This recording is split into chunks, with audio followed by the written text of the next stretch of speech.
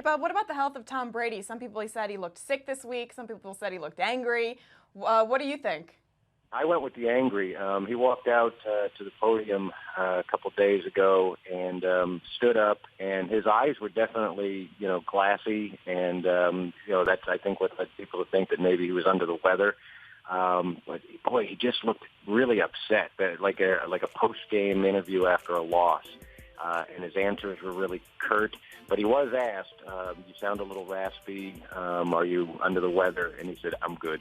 And so I think he's good. He's good to go. And my co-anchor this week pointed out that it was before the '03 Super Bowl, I think. He had 103 temperature the night before. A couple of years ago, there was a bug going around with his kids and his family, and he was definitely ill before heading into the game against Seattle.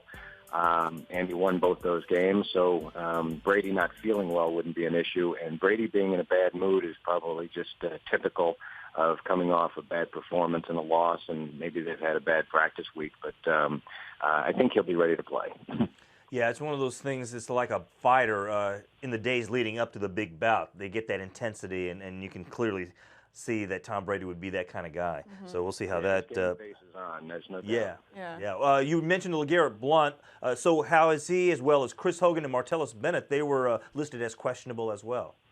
100% participation at practice yesterday for the Patriots. They don't really seem to have any issues at the moment. Hogan hurt his thigh in the game against the Texans, but it was reported that he would have been able to come back in if he were needed. And so he's ready to go. Blount had the flu last week and wasn't used that much against the Texans. I think that was a choice the Patriots made. They do have two vastly different running backs in Deion Lewis and LeGarrette Blount.